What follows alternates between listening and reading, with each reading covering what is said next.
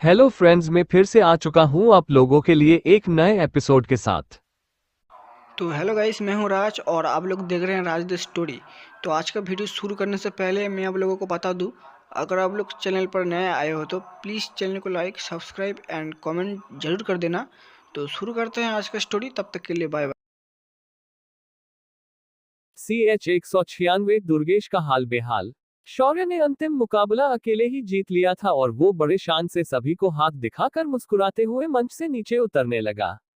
लेकिन उसने उतरने के लिए एक कदम आगे बढ़ाया ही था, तभी पीछे से दामिनी अधर के प्रमुख, जिन्हें शौर्य के ऊपर बहुत गुस्सा था, वो शौर्य को चुनौती देते हुए मंच पर पहुंच गया। अब एक संत स्तर का योद्धा एक अनाहत चक्र के योद्धा को चुनौती दे, ये बात वहां मौजूद किसी को अच्छी नहीं लगी, पर गुरुकुल के लोग तो अभी भी चिंता में थे कि शौर्य ने अपनी साधना इतनी तेजी से कैसे बढ़ाई। शौर्य ने भी आश्रम प्रमुख दुर्गेश को ध्यान से देखा और एक मुश्किल हंसी हंसते हुए उससे बोला, आश्रम प्रमुख, आपको इस बात को समझना चाहिए कि अगर एक बार मैंने आपकी चुनौती स्वीकार की तो इसके बाद आपके जीवित रहने की संभावना बहुत ही कम होगी। शौर्य की ये बात सभी लोगों को ऐसी लगी कि शौर्य डर के कारण ऐसी उल्टी सीधी बातें कर रहा है। एक आदमी तो भीड़ से खड़े होकर शौर्य से बोला, दिव्य पुत्र शौर्य, लगता है आप भी अपने गुरु की तरह आध्यात्मिक शराब पीने के आदी हो चुके हो, जिस वजह से ऐसी बहकी बहकी बातें कर रहे हो।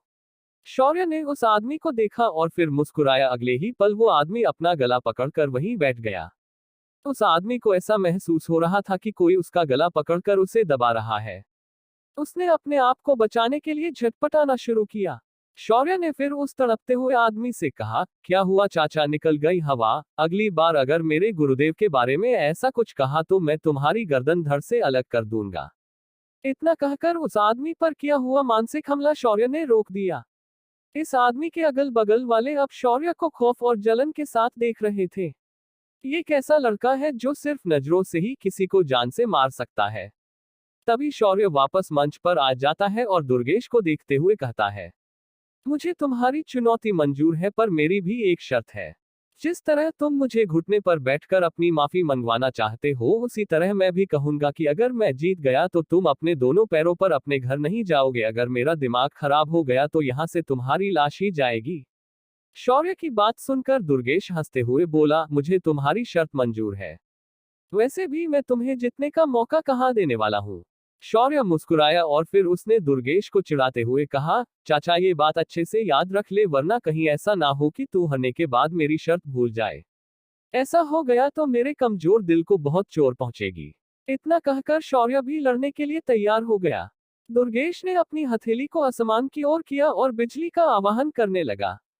उसके ऐसा करने से आसमान में काले बादल मंडराने लगे और उन बादलों के अंदर सफेद रंग की बिजलियां कूदने लगी।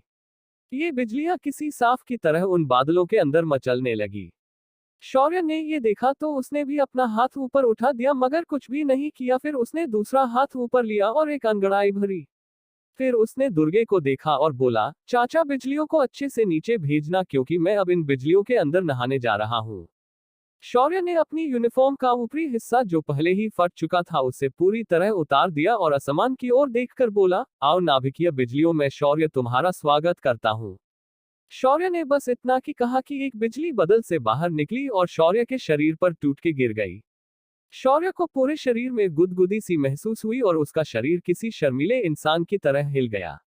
शौर्य ने मुस्कुराते हुए दुर्गे को देखा और बोला, ओ चाचा, इस बिजली से मजा नहीं आया, कुछ अच्छा करके दिखाओ। शौर्य के ऐसे चिढ़ाए जाने से दुर्गेश गुस्से से दांत पीसते हुए बोला, तुम्हें मजा चाहिए ना, तो फिर ले। इतना कहकर दुर्गेश ने अपने हाथों से कुछ अजीब सी मुद्राएं बनाए और कुछ मंत्र बोला और अगले ही पल बादलों के बीच नाच रही बिजलियों का रंग बदल गया। सारी बिजलियां लाल रंग में चमकने लगी और अगले ही पल शौर्य पर एक बिजली निकली और गिर गई। इसका झटका पहले वाली बिजली से थोड़ा ज्यादा था, मगर शौर्य के शरीर पर एक खरोंच भी नहीं उभरी। शौर्य ने अपने बदन को झाड़ दिया और फिर एक बार चिढ़ाने वाली हंसी के साथ दुर्गेश को देखने लगा। दुर्गेश को अब शौर्य पर बहुत गुस्सा आने लगा था।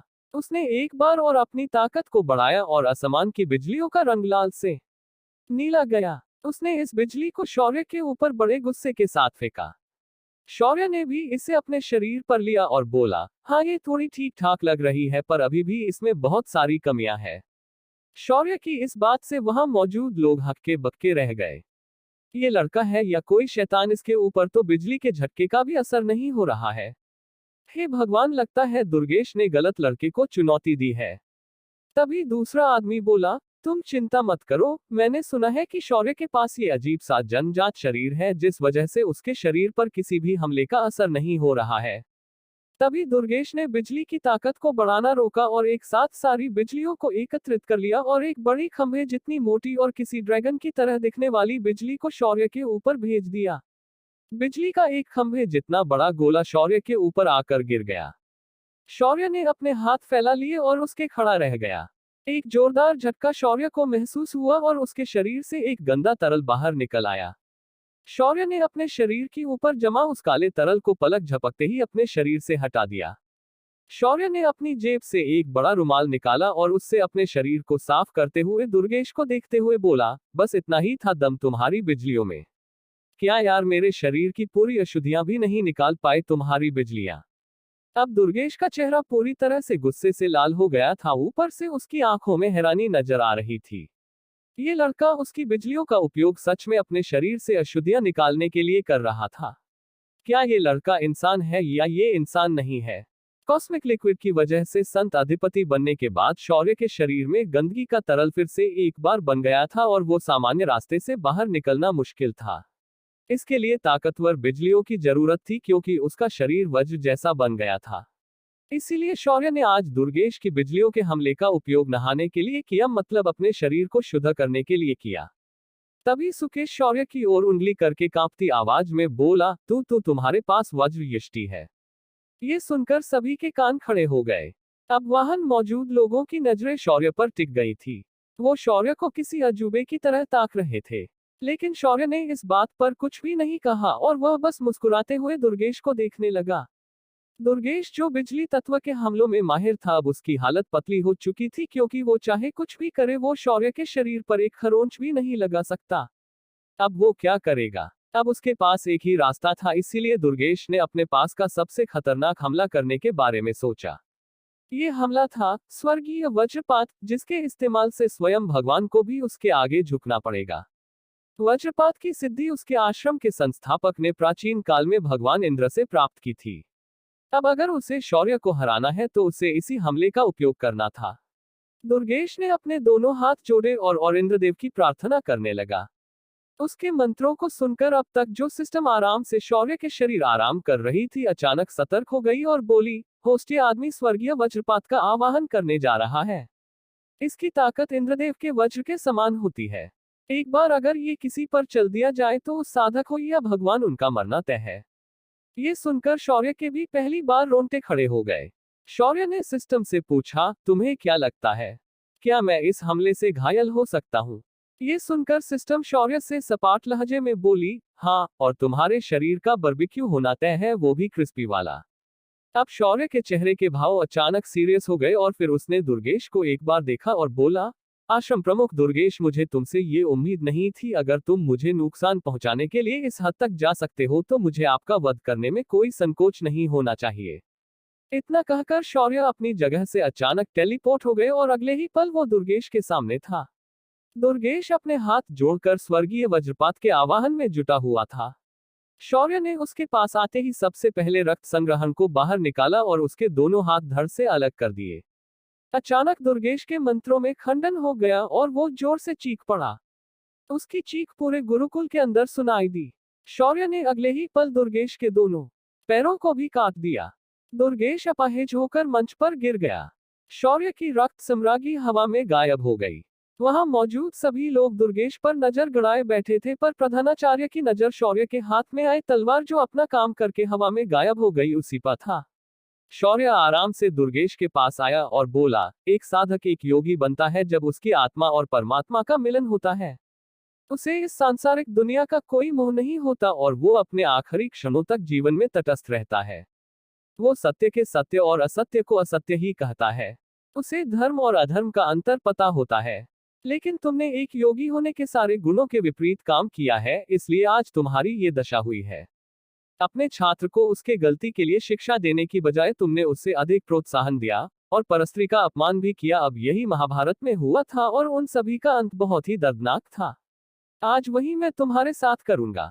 इतना कहकर शौर्य ने अपने हाथ को दुर्गेश के सीने से आर पार कर दिया था। दुर्गेश वही के वही मारा गया, पर वहां मौजूद किसी की भी हिम्मत नहीं हुई कि वो आगे बढ़े और शौर्य को रोके। शौर्य ने अभी जो कहा वह बिल्कुल सत्य कहा था, और इस वक्त दुर्गेश इस सजा के लिए हकदार था। शौर्य ने दुर्गेश का वध करके बाकी लोगों को एक बार देखा और बोला, यहाँ मौजूद लोगों को धर्म और अधर्म का ज्ञान होना चाहिए, और याद रखें कि आप लोग इस आयाम के अंदर हो तो आपके यहाँ होने का मकसद भी पवित्र है।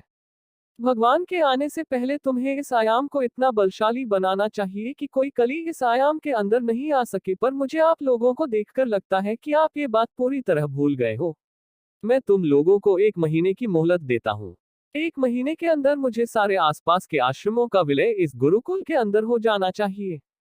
और हाँ, ये धमकी नहीं, मेरा आदेश है, और मैं जब अगला प्रधानाचार्य बनूंगा तो मुझे सब कुछ जैसा मैंने कहा है वैसा ही हुआ दिखना चाहिए, वरना मैं खुद आकर तुम्हारे योगी आश्रमों को नष्ट कर दूंगा।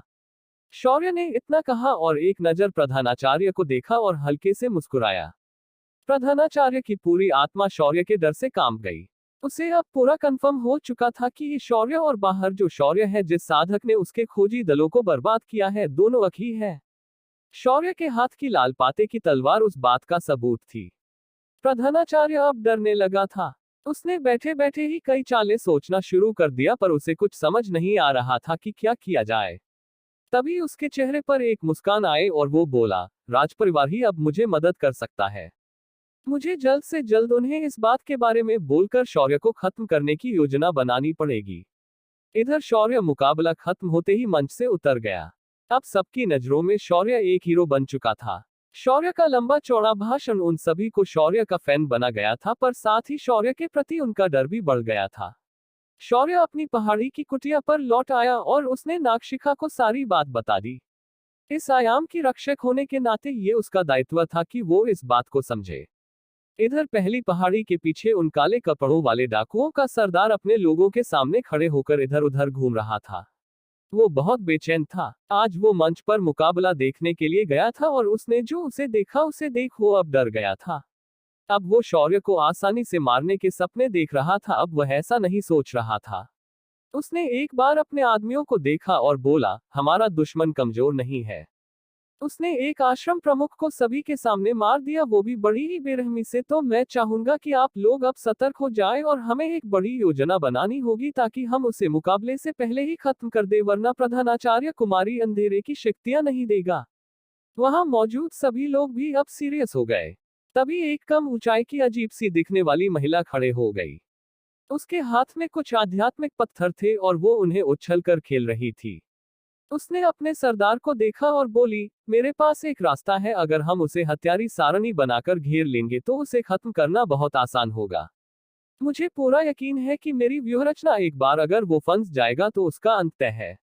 बस आप लोग मेरा साथ दीजिए और मैं उसे खत्म करके दिखाऊंगी। ये सुनकर सरदार के आंखों में चमक आ गई और वो बोला, निशा, अगर तुमने जो कहा वैसे हो जाता है तो मैं तुम्हारे साथ खुद इस व्यूहरचना में मदद के लिए आऊंगा। ये सुनकर निशा एक क्रूर हंसी के साथ मुस्कुराई और बोली, अब बस देखते जाओ मैं उस चूहे को कैसे मसल देती हूँ। इतना कहकर वह वहां से अपनी गुफा में चली गई। क्या ये गिरोह शौर्य को रोक पाएगा? क्या राजपरिवार प्रधानाचार्य की बात मानकर शौर्य की विरुद्ध साजिश का हिस्सा बनेगा? क्या सभी आश्रम शौर्य की बात मानेंगे?